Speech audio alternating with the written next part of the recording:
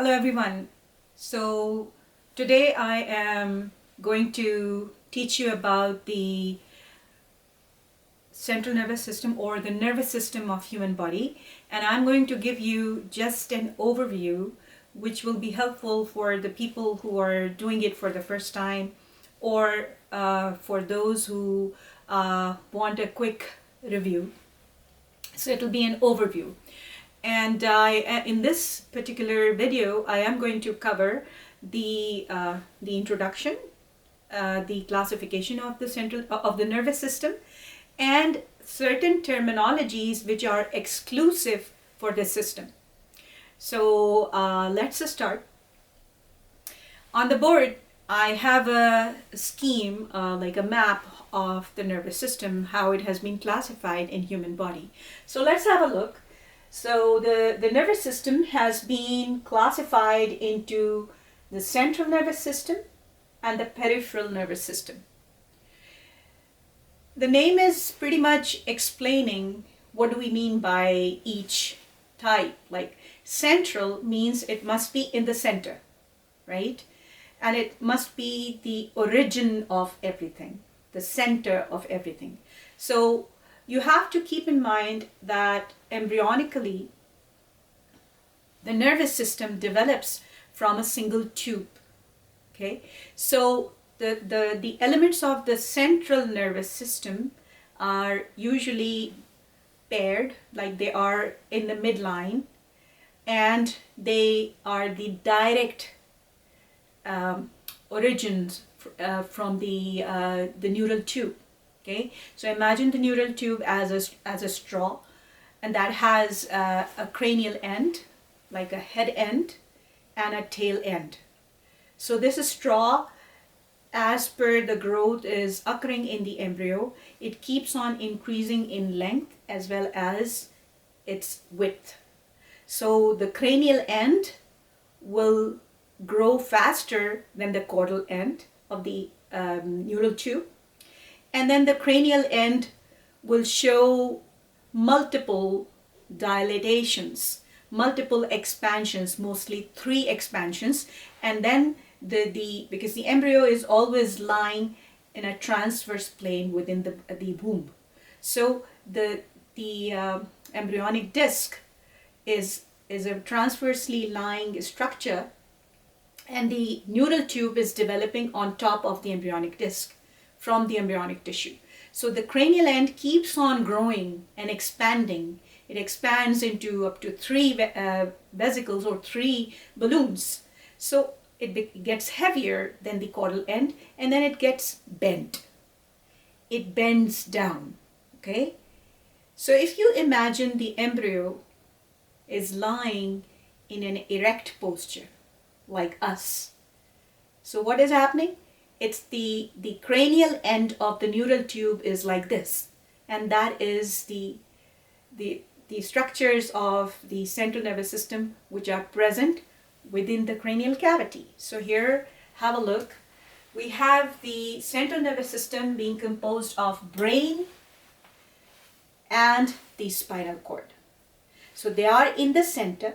They are creating the center for the system. And the other extension of the system is going away or coming towards the system will compose the peripheral nervous system, which is going towards the peripheries, towards the peripheral edges of the body, because this is the center or the axis of my body. In this axis is located the brain and the spinal cord. Brain has been encased in the cranial cavity. It's been absolutely protected by the bones of the cranium. And the spinal cord, which is the extension, downward extension from the brain tissue, has been placed in the vertebral column, which is again a bony encasement. For the protective purposes, for the protection purposes, there is a bony interrupted column or bony interrupted encasement into which the spinal cord is running, along with its coverings. We are going to talk about the elements of the central nervous system in detail in my following videos, But at the moment, what we are supposed to focus on is the basic broad-based classification. So the central system is composed of brain and the spinal cord. The peripheral nervous system, it's one system that has been categorized. So the peripheral nervous system is again being divided into an afferent and an efferent system. Before moving on to afferent and efferent, the elements of the peripheral nervous system are two. These are the extensions from the central nervous system in the form of nerves. So we have two types of nerves in our body. The nerves which are emerging from the brain stem, or the top part of the spinal cord belt, which is like the part of the brain which is present within the cranial cavity. The part of the brain which is extending down out of the cranial cavity is known as the spinal cord. So I'm talking about the brain, the part of the brain which is inside the cranial cavity, and that is known as the brain stem. So there is a set of cranial nerves, like 12 pairs of cranial nerves, which are emerging from different parts of the brain tissue and the brain stem tissue. And then they are emerging out of the vertebral column. From the different openings within the cranial vault, or the bones of the skull. I'm going to talk about the cranial nerves in detail in future lectures. Then there is another type of nerves. Again, they are paired. All these nerves are paired. So we have 31 pairs of spinal nerves. The name is indicating these nerves, these extensions are emerging from the spinal cord tissue. So what we have observed, the cranial nerves are taking origin from the brain tissue. They have their own point of exits from the cranial cavity. There are 12 pairs of cranial nerves. Then the spinal nerves, they originate from the spinal cord tissue, which is running within the vertebral column. And these are 31 pairs of nerves, which are getting out of the vertebral column, the bone of the vertebral column, and are running towards the peripheral tissue. Okay? Other than that, in the peripheral nervous system, we have different sets of ganglia. So what are ganglia? I'm just going to elaborate upon in a few minutes. So just have to remember, the peripheral nervous system is composed of nerves and the ganglia. Okay, now there is subclassification, or there is subdivision of this peripheral nervous system into an afferent system and an efferent system. The afferent system, or the afferent nervous system, is also known as the sensory or somatosensory nervous system, right? Sensory nervous system means the nerves are going to bring the information towards the center, towards the brain, towards the spinal cord. So they are making the bundles of such nerves which are they are collecting information from the peripheral tissue of our body and bringing that information towards the center, are composing the afferent peripheral nervous system. Then we have the efferent peripheral nervous system, which is composed of the nerves, or the sets of nerves which are carrying the command from the center, from the brain and the spinal cord towards the peripheral tissue. So in other words, like in simple form, I can say that the information is delivered to the center by the afferent or the sensory nervous system, while once the information has been relayed in the center has to generate command. So the commands have been generated by the center, and they will be transmitted towards the peripheral tissue via another system of nerves, which is known as the efferent nervous system. Okay? Afferent means coming towards the brain or towards the center. Efferent means moving away from the center. Okay? So it's pretty much like the artery is going away from the heart, and the vein is coming towards the heart. Okay? You just have to keep in mind. All right. So the sub-classification or subdivision of the peripheral nervous system is afferent and efferent. Now, the efferent system again further subclassifies into a somatic efferent. So have you noticed that I have mentioned motor under the heading of efferent? Motor means some movement will be happening because you've gotten the information and then you've generated a command, and that as a result of that command there will be some movement within the peripheral tissue. Okay, so motor. Okay, so this motor system is further divided into a somatic efferent. Soma means body or body wall. Somatic efferent meaning these commands are being generated towards they are addressing the structures which are making the body wall. That means the skeletal muscles of the upper limb, the lower limb, the body wall. Okay? Somatic nervous system or somatic efferent system is basically also known as the voluntary system. I should use a different color. Voluntary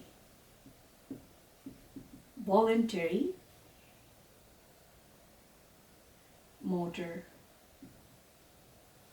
system. So these somatic efferent nerves are going to send command or deliver command to the muscles of the body wall which are under our control. They are under our voluntary control. So we are like, I want to move my hand to show a gesture to you. So it's under my voluntary control. The hand muscles or the arm muscles are under my voluntary control, and I'm generating this command with conscious brain that move my hand towards you to show a gesture. Okay, so the muscles of the limbs are skeletal muscles. They are under voluntary control and they have been regulated by the efferent limb of the peripheral nervous system. Okay, but then we have muscles which are present or they are composing the organs, the walls of the organs, the internal organs. So those muscles are known as the smooth muscles or the cardiac muscle. Okay, we are done with those two types of muscles. We know that the blood vessels, they have a tunica media which is composed of the smooth muscle, and the heart wall is composed of myocardium or the cardiac muscle, which is a specialized form of skeletal muscle. Both cardiac and smooth muscles, they are configuring the walls of hollow organs, the walls of the blood vessels, and they are not under my voluntary control. Okay, so there must be another limb of the efferent system which is regulating or controlling the movement of these involuntary muscles. So that system is known as visceral efferent nervous system, and in most of the cases it has, like in most of the books, it has been mentioned as autonomic nervous system. So I want you to understand this concept that there is just one nervous system we have in our body. All these mini nervous systems are the extensions of this nervous system. They are different parts of this nervous system, but they are known as nervous system on their own, right? But all of them are under the control of this system. That is the central system. That is composed of brain and the spinal cord. Okay? Once again, before moving forward, I want you to understand that muscles are present in the body wall, including the limbs. They are also present in the organ systems. But those, like these muscles are different in nature, they are different in behavior, they are different in structure. So muscles which are composing the body wall are known as the skeletal muscles, and they are also known as the voluntary muscles.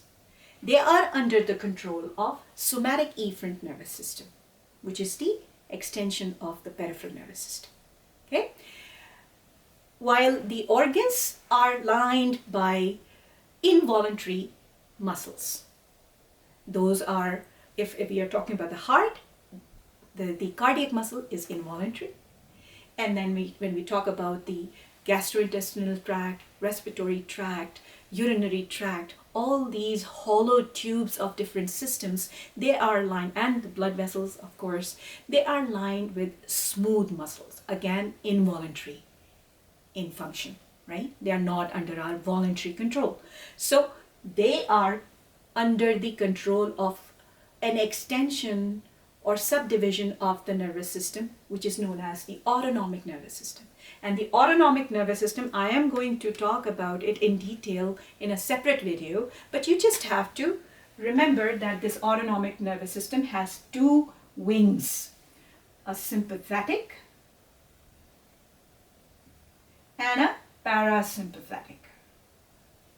Okay? So you just have, at this point, you just have to remember that the autonomic nervous system it controls the involuntary muscles and the glands, also the glands as well.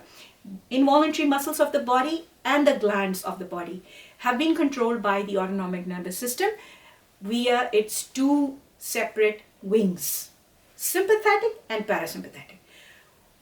What is the actual autonomic nervous system? What is the anatomy of the autonomic nervous system? I'm going to deal with it in a separate video. Okay? Now, about the terminology which has been frequently used within this system of our body are, some of them I just have mentioned on the board. So let's start. General. What do we mean by general? I've written general versus special. So you know that there are certain types of muscles, there are certain types of receptors which are located everywhere in the body, like the receptors for pain, receiving touch, receiving temperature. Okay, these receptors are carrying, or they are sensing, receiving the general information, and they are present everywhere.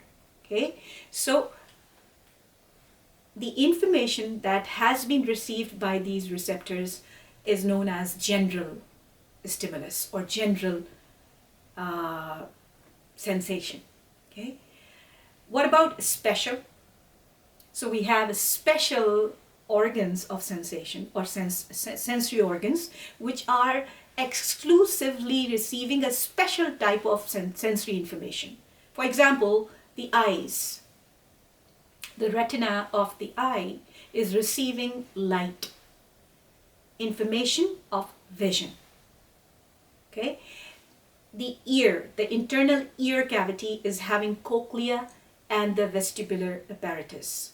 The cochlea is receiving information of sound. It's a special information.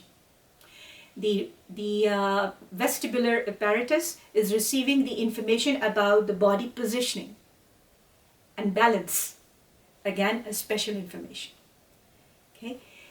Our tongue has receptors which are exclusively designed to receive the information of taste.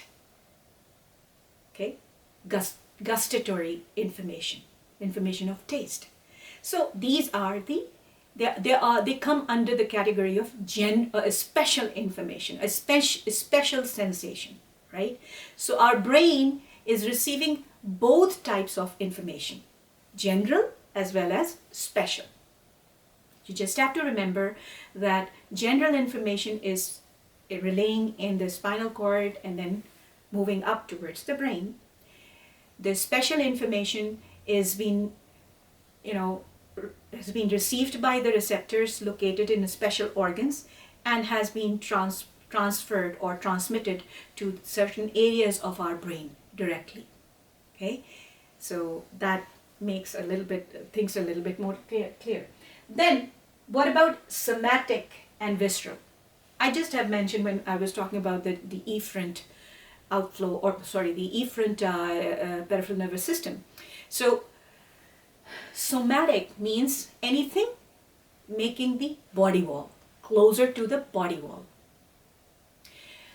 So we have somatic sensory information that has been collected by the skin, receptors present within the skin. Okay, somatic muscles, which are making the body wall, like the muscles of the anterior body wall, the muscles of the posterior body wall, the muscles of the limbs. Okay, visceral, meaning the muscles or the receptors which are present within the organ. They are related to the organs, because viscous is a Latin word used for organ. It can also be termed as splanknos. That's a Greek word for organ. Same. Either you call it organ, or you call it viscous, or you call it splanknos, right? So the visceral or the splanchnic nerves are the nerves which are addressing, or they are dealing with the organ systems. The somatic nerves are the nerves which are dealing with the body wall structures. Okay. Now, so both of these are the types of terminology we use when we talk in terms of nerves, right? And sensations. Then white matter. There is white matter and gray matter.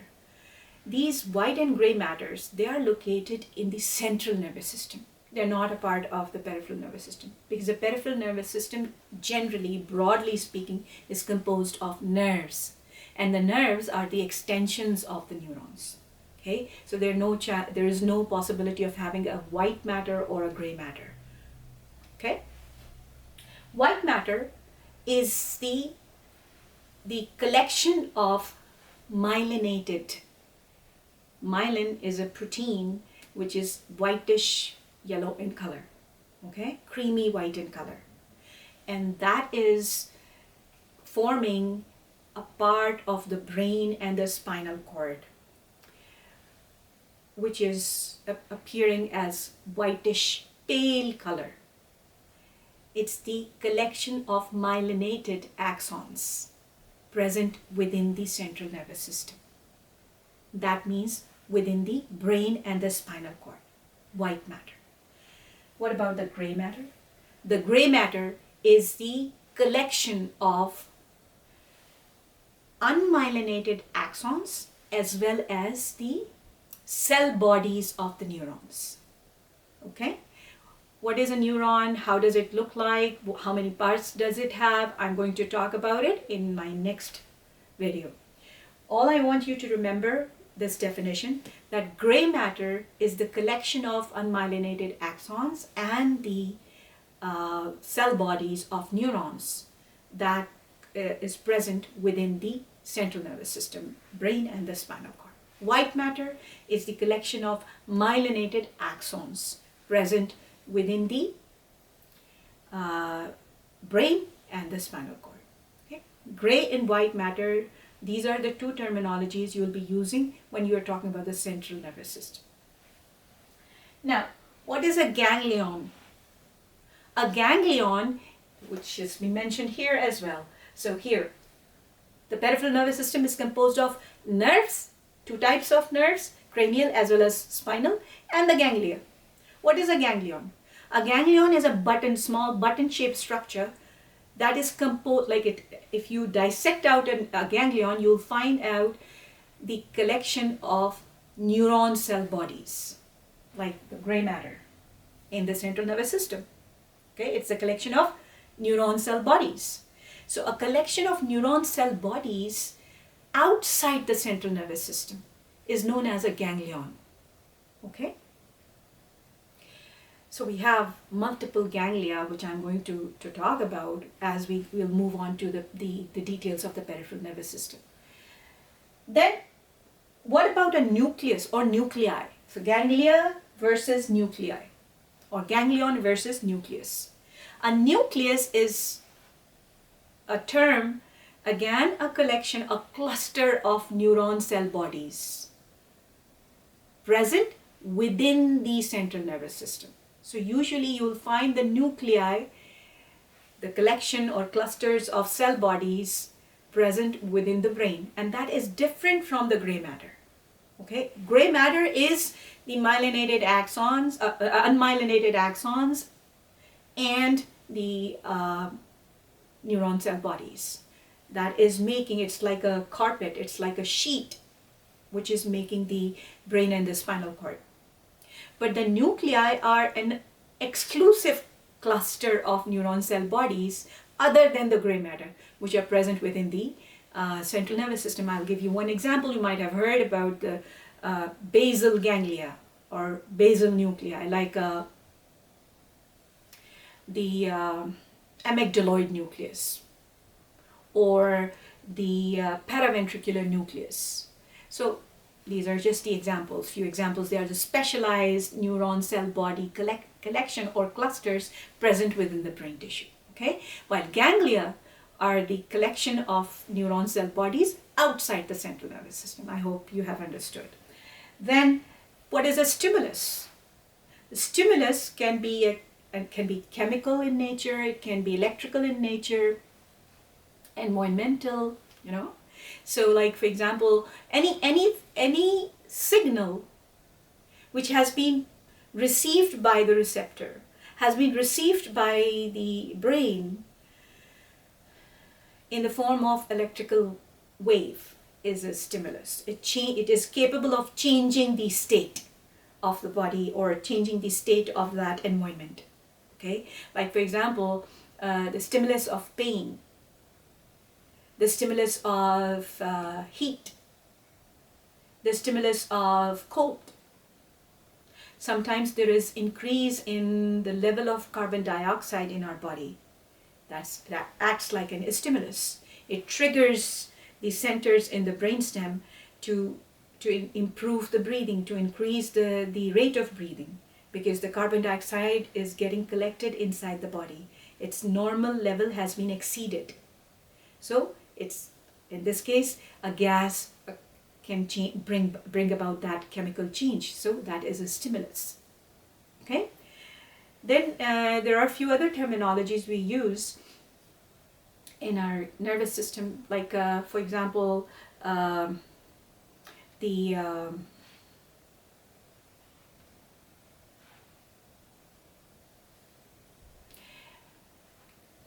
right, so in my next video, I will show you the parts, like I will start from the nervous tissue, which tissue is making the nervous system, and then we'll move on.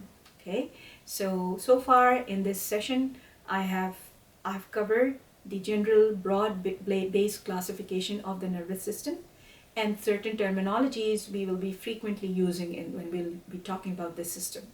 Okay, thank you very much.